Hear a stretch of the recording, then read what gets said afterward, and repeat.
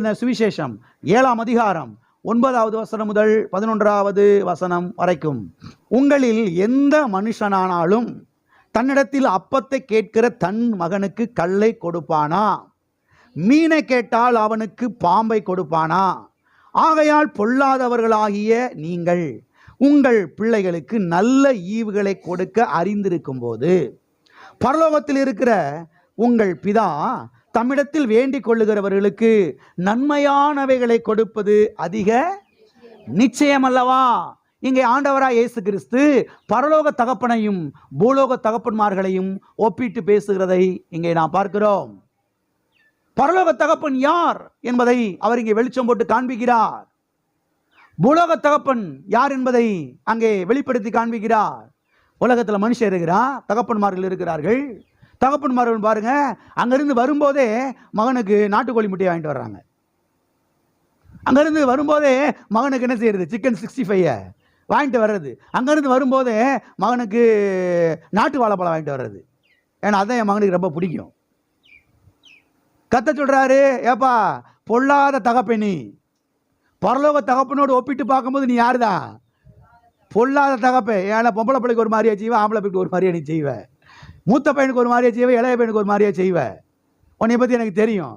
உனக்கே பிள்ளைகளுக்கு ஓம் பிள்ளைக்கு நல்லதைத்தான் செய்யணும்னு சொல்லி அறிவு இருக்கும் பொழுது பரலோக தகப்பன், நல்ல தகப்பன், நன்மைகளின் பிதா, ஜோதிகளின் பிதா எப்படி தீமை செய்வாரு? கர்த்தர் நன்மையும் செய்வார் பிரதர், தீமையும் செய்வார்னு சொல்லி அங்கே கண்ணாடியை மாட்டிக்கிட்டு பிரசங்கம் பண்ணுறையே அறிவில்லாம. எந்த கூரோட நீ பிரசங்கம் பண்ற? நீ பரலோக தப்பன் தீமை செய்கிறாரு, வியாதியை கொடுக்குறாருன்னு கொஞ்சமா சென்ஸ் வேணா அப்படின்னு கர்த்தர் கேட்கிறாருங்க. நான் கேட்கிறேன் நினைச்சிடாதீங்க, கர்த்தர் கேட்கிறாரு. ஆகவே பெற்றோர்களாகி நாம் நம்முடைய பிள்ளைகள் கிழிந்த துணியை பிந்த செருப்பை போட்டுக்கொண்டு நடந்து செல்வதை நாம் என்ன செய்ய மாட்டோம். அப்படி யாராவது விரும்புறீங்களா? என் பிள்ளை கிழிஞ்ச துணியை போட்டு போனாதான் என் பிள்ளைக்கு புத்தி வரும், அறிவு வரும், அப்போதான் என் பிள்ளை தாழ்மை கற்றுக்கொள்ளுவான். அப்படி யாராவது இருக்கிறீங்களா? என்ன அமைதியாக இருக்கிறீங்க? உங்கள் பிள்ளைக்கு அப்படியே தாழ்மையை கற்றுக் கொடுக்குறீங்க?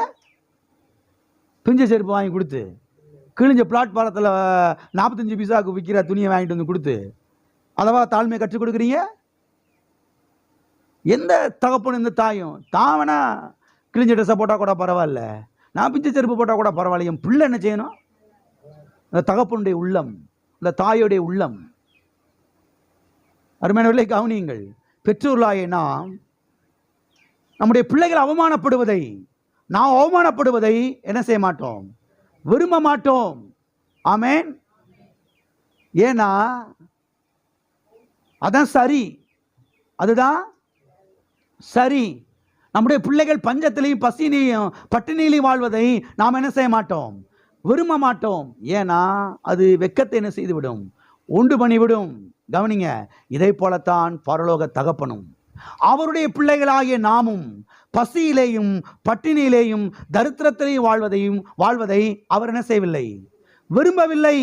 கிழிந்த துணியையும் பிஞ்ச செருப்பையும் பாருங்க போட்டுக்கிட்டு அப்படியே திரிகிறத கத்தரனை செய்யறது கிடையாது, விரும்புறது கிடையவே கிடையாது. அவருடைய பிள்ளைகளாகிய நாம் செழிப்பிலும் ஐஸ்வர்யத்திலும் சுகத்திலும் வெற்றியிலும் ஆசீர்வாதத்திலும் வாழ்வதைத்தான் அவர் என்ன செய்கிறார்? விரும்புகிறார். ஆமென். ஒருவேளை உங்கள் சொந்தக்காரங்களுக்கு நீங்கள் நல்லா இருக்கிறது பிடிக்காம இருக்கலாம், ஆனால் நீங்கள் நல்லா இருக்கிறது கத்தருக்கு பிடிக்குது. நீங்கள் செழிப்பாக இருக்கிறது கத்தருக்கு பிடிக்குது. ஆமென். அதனால தான் கர்த்தருடைய சித்தத்தை பிடிச்சிங்கன்னு சொல்கிறேன். எப்படியாவது நல்லா வந்துருன்னு நினைக்கிறேன். எப்படியாதுன்ற வார்த்தையை விட்டுட்டு நான் நல்லா இருப்பது கர்த்தருடைய சித்தம், நான் சுகமாக இருப்பது கர்த்தருடைய சித்தம், என் பிள்ளைங்க நல்ல நிலைமையில் இருப்பது கர்த்தருடைய சித்தம். ஆமென். என் பிள்ளைகளெல்லாம் புஷ்டியாக இருப்பது கர்த்தருடைய சித்தம், என் பிள்ளைங்களெல்லாம் ஆரோக்கியமாக இருப்பது கர்த்தருடைய, என் பிள்ளைங்களெல்லாம் நோஞ்சான இருப்பது கர்த்தருடைய சித்தம் கிடையவே கிடையாது. புல்லுதடிக்கு பயில்வான்னு சொல்லுவாங்க பாருங்க, எங்கள் ஊரை பக்கம் புல்லுதடிக்கு பயில்வானா இருப்பான் போல, புல்லு தட்டி விட்டா கூட இவங்க கீழே விழுந்துருவானா அப்போ அந்த பய. அந்த மாதிரி இருப்பது கர்த்தருடைய சித்தம் கிடையவே. என் பிள்ளைங்கெல்லாம் ஆரோக்கியமாய் சுகமாய் திடகாத்திரமாய் அல்ல தெம்போடு இருப்பதுதான் கர்த்தருடைய சித்தம். எனவே தேவனை காட்டிலும் நாம் நல்லவர்கள் கிடையவே கிடையாது. நாம் நம்முடைய பிள்ளைகளுக்கே நன்மையானவைகளை கொடுக்க நமக்கு அறிவு இருக்கும் பொழுது தேவனுக்கு எவ்வளவு அதிகமாக இருக்கும் என்பதை சத்தியவேதத்தில் என்ன செய்ய வேண்டும்? நாம் எண்ணி பார்க்க வேண்டும், கவனிக்க வேண்டும். அதைத்தான் இந்த வேத பகுதியிலே கர்த்தர் செய்கிறார், நமக்கு சொல்லுகிறார். ஓம் பிள்ளை நல்லா இருக்குன்னு நினைக்கிற, என் பிள்ளை நல்லா இருக்குன்னு நீ எவ்வளோ அதிகமாக என்ன செய்வேன்? நான் விரும்புவேன். நீங்கள்லாம் யாரு?